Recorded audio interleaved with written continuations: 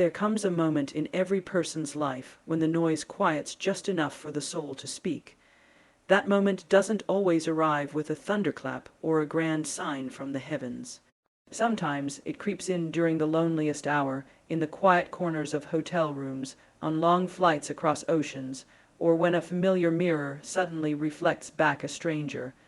That moment is the beginning of a spiritual awakening, and it changes everything. For someone who's walked the red carpets of the world, sat across presidents and refugees, battled inner demons and celebrated public triumphs, the questions only grew louder with time. Who am I beneath the applause? What is all this really for? And why, in the middle of so much, does it still feel like something essential is missing? Spiritual awakening often doesn't look graceful.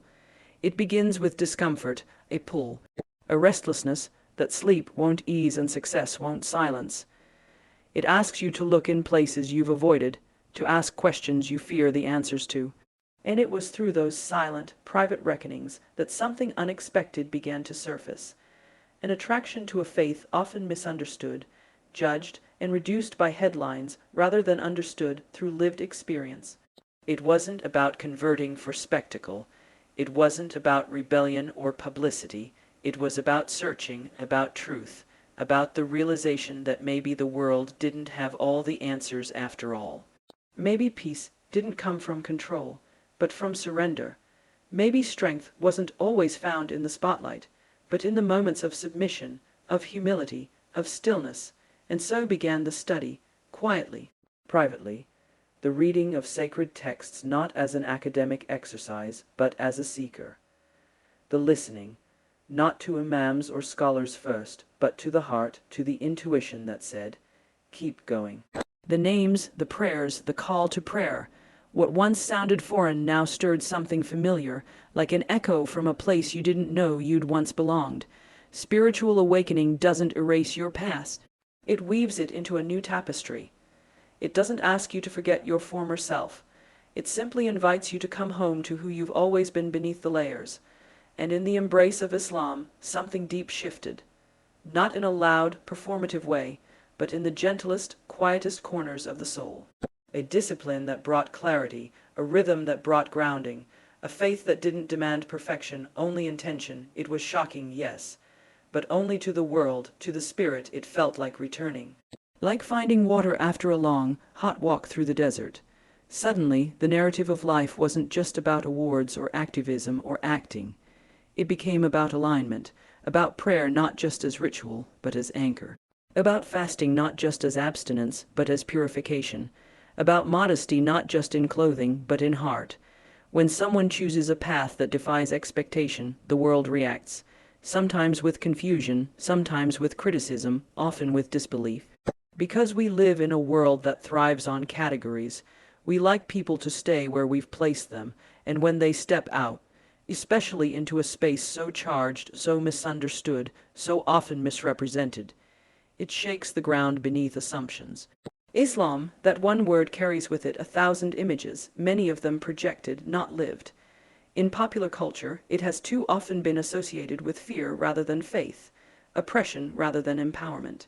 So when a woman of influence, a global symbol of independence, makes the deeply personal decision to embrace a religion many view through a limited, distorted lens, it doesn't just surprise people, it unsettles them. But isn't that the point of growth? To shatter the boxes others have put you in, and even the ones you've built for yourself. Breaking stereotypes doesn't start with shouting. It starts with being true. Being present, being visible in a new way. It's in walking into a space with grace, and letting the quiet power of your presence reframe an entire narrative. It's in showing that wearing a scarf can be a choice, not a chain. That prayer can be a liberation, not a limitation. That believing in something bigger than yourself doesn't make you smaller. It makes you more whole. People said, why would she choose that? She had everything. But maybe everything is exactly what pushes you to ask what's missing. The stereotype says Islam is for the voiceless, the hidden, the silent. But the reality, when you live it, when you feel it, is that it calls you to your truest voice. It invites you to a kind of self-respect and reflection that goes deeper than anything the world can offer. It's not about covering up your power, it's about honoring it differently. And yes, people stared, people speculated, the headlines rolled in with words like shocking and controversial and unexpected, but stereotypes only survive in silence. When someone walks boldly into a new chapter, they don't just change their own story. They start to change the way others imagine possibility. There's something radical about not defending your choice, not arguing your case, but simply living in alignment with what feels sacred. That is where the stereotype begins to dissolve, not because of debate, but because of presence. And suddenly, that woman they once saw only as a rebel, a starlet, a symbol, becomes something else in their minds. A human being making a deeply personal, spiritual decision. This isn't about being a spokesperson. It's about being honest. It's about showing that faith and femininity, power and piety, intellect and intuition are not opposites. They're partners. And every time someone says, "I didn't know Islam could look like this," a stereotype loses its grip just a little more. Because truth doesn't need to shout. It just needs to be lived in a world that is constantly moving, constantly speaking, and constantly demanding attention. Finding inner peace can feel like an act of rebellion. The outer noise is loud, unforgiving, unrelenting. It's the barrage of opinions, the ceaseless notifications, the expectations placed on you by others, and the pressure to conform to a version of yourself that fits into the mold the world has created. In this chaos, it becomes easy to forget the stillness that resides within us, the deep well of calm that can only be accessed when we quiet the world long enough to hear our own heartbeat. For someone who has lived under the unblinking spotlight of fame, the noise can be deafening. The world's gaze is unyielding, the comments never stop, and the expectations never cease. You are defined by what others see, by what they think they know of you, and sometimes in that process, the person you truly are can be lost. But inner peace, the kind that comes from connecting with something deeper, something sacred, requires a different kind of presence. It asks you to let go of the outer noise, to quiet the voices, the judgments, the distractions, and listen only to your own heart. For years, the world may have told a story about you that isn't true. It may have painted you with labels, activist, actress, philanthropist, and those labels, while not without merit, fail to capture the full essence of who you are. And it is in the silence, in moments of reflection, that you begin to remember. You begin to hear the voice that calls you towards something more meaningful, something authentic. That voice isn't loud, it isn't flashy, and it certainly isn't as demanding as the external world. It's a quiet whisper, one that requires you to listen deeply, to step back and give yourself permission to exist beyond the roles the world assigns to you.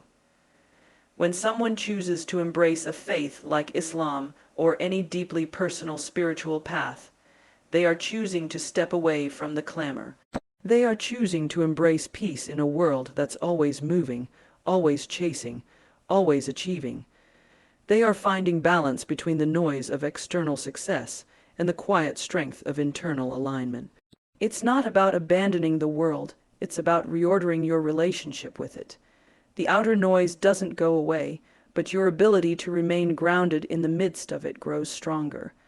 The opinions of others may still ring in your ears, but they no longer have the power to define who you are. In this space, inner peace isn't just a fleeting moment. It becomes a practice. It's in the prayer, the moments of reflection, the space carved out for self-care, the practice of gratitude, and the conscious effort to let go of what you cannot control. Peace isn't a destination. It's a continuous journey, a daily return to yourself when the world threatens to pull you away. In finding this peace, the noise of the world begins to fade into the background. You realize that while the world may continue to spin, your heart has found its center. And in that stillness, you discover the truth that no external validation, no applause, no judgment can ever give you.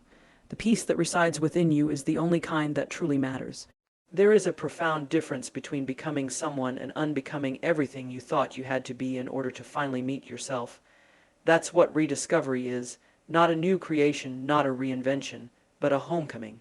A journey inward, where you start peeling back the layers that fame, trauma, expectation, and even love have placed over your original self. The child who once believed in something deeper, the woman who always felt there was more. The soul that has been whispering patiently, quietly, through every chapter of a life written in bold headlines. Rediscovery is not glamorous, it is not for show. It doesn't happen under lights or during interviews. It happens in solitude, in prayer, in stillness. It happens in the questioning, what do I believe? Who am I when no one is watching? What do I value when everything else is stripped away? Those are the sacred questions. The ones that don't come with immediate answers, but begin to pull you back to a truer, more rooted version of yourself. When someone steps into faith, especially one that the world doesn't expect, it is rarely about conversion. It is about remembering, not necessarily where you came from, but who you are at your core. And often, what is most surprising isn't the faith itself. It's how natural it feels once you begin living it. Like finally putting on a coat that fits. Like hearing a language you've never studied yet somehow understand. In the rediscovery of self, you begin to recognize which parts of your life were performative and which were purposeful. The appearances, the accolades, the roles played not just on screen, but in real life. Many of them were survival, but this journey invites you into authenticity. It invites you to live from a place of alignment, not obligation. To show up fully, not just to the world, but to yourself. It can be disorienting to realize that the version of you the world celebrated might not be the version that brought you peace. But in that disorientation, there is clarity. Because what you find on the other side is not just a new direction. It's a deeper understanding. A soul rooted in values, in spiritual practice, in sacred text, in compassion, in humility, in intention. And it's not always easy. Rediscovery can feel lonely because the people who knew you before may not understand who you are becoming. The media may question it, your peers may resist it, and even your own reflection may take time to adjust. But rediscovery is not about pleasing others. It is about honoring yourself. And there is something deeply liberating in waking up every morning and feeling aligned. Not just with your name, your work, or your image, but with your creator, your principles, your deepest truth. The rediscovery of self doesn't erase the woman you were. It gathers her, it loves her, it heals her, and it welcomes her into a new chapter, not to escape the past, but to walk more fully into who you were always meant to be. When someone the world watches closely makes a decision that breaks with expectation, the reactions are immediate and loud. The moment word spreads that a woman so deeply embedded in global culture has embraced a path not often walked by people in her position, headlines explode, social media ignites, and conversations ripple across continents. The world doesn't just react, it scrutinizes, interprets, projects. And in that whirlwind, you begin to witness not only the vast reach of influence, but the uncomfortable mirror that choice can hold up to society. For many, the reaction is disbelief. Why would she do that? As if faith is a downgrade. As if spirituality must fit neatly into what's familiar, what's been approved by public consensus. There are those who feel betrayed, as though her decision challenges their idea of liberation, of womanhood, of Western identity. And then there are others who quietly, or not so quietly, celebrate. Who see their own truth reflected for the first time in someone the world has long admired, someone whose life has never followed the script. But beneath the public spectacle of global reaction lies something deeper, more important: introspection. Because when the world asks why, what it's often truly asking is, what does this say about us, about the assumptions we carry, about the fears we still haven't unpacked, about the images we've inherited of other cultures, other religions, other ways of being. Her decision doesn't just make a statement, it asks a question, and not all are ready to answer it. For the person at the center of the storm, this isn't just a news cycle, it's a deeply personal reckoning. Because while the world is reacting, she is reflecting. She is learning to sit with both the applause and the backlash. She is discovering what it means to hold her truth quietly, even as others try to define it for her. And it is in this tension, in this space between external noise and internal knowing, that the most powerful transformation occurs. Global reaction can be overwhelming, but it also becomes a filter, revealing who really understands you, who simply watched you, and who never truly saw you at all. It becomes a clearing, and in that clearing, introspection deepens. What do I believe? What am I willing to stand in, even when it costs me approval? What matters more, being accepted or being authentic? This level of introspection isn't born from comfort. It's born from conflict.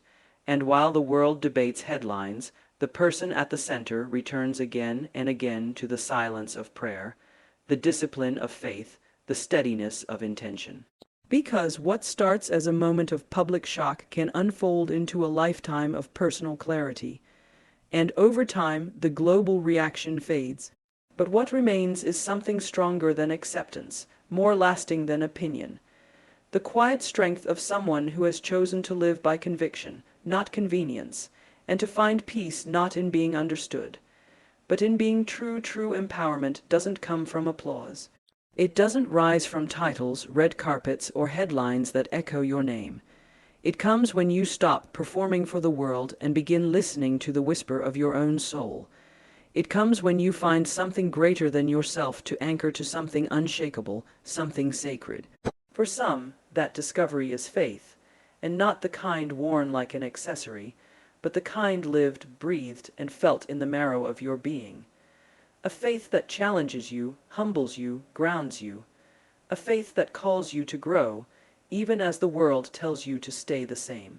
There is a narrative, especially in the West, that to be a woman of faith, particularly a woman who embraces Islam, means to be subdued, silenced, stripped of agency. But when you step inside the experience, when you begin to walk the path for yourself, what you often find is not oppression, it's power. A power that's not rooted in domination, but in discipline, not in ego, but in surrender, not in image, but in purpose. Empowerment through faith is not loud, but it is unmistakable. It's in the decision to pray even when no one sees you. It's in the strength it takes to step back from what distracts and move toward what nourishes. It's in choosing modesty not as erasure, but as a declaration that your worth is not for sale.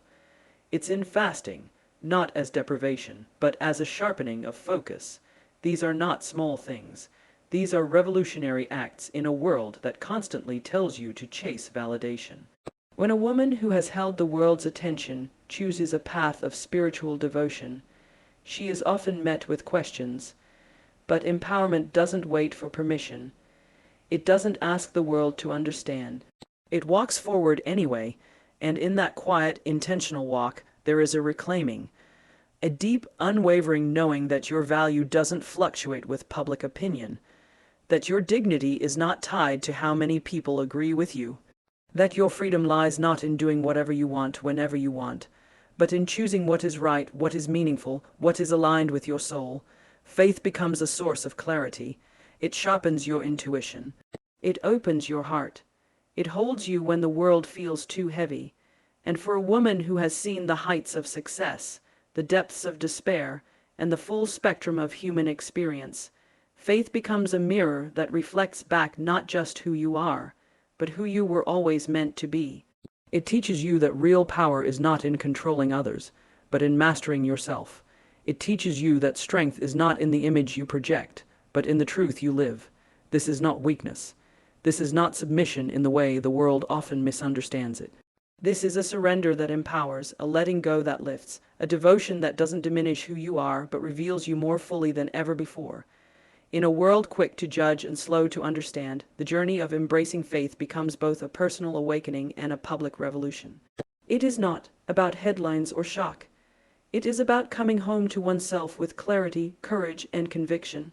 Through spiritual awakening, breaking stereotypes, seeking peace, rediscovering identity, facing global reactions, and standing strong in empowered faith. This path is a testament to resilience. It reminds us that true transformation begins within, and that living authentically, even when it challenges the world, is the most powerful statement a soul can make. This is what real freedom looks like.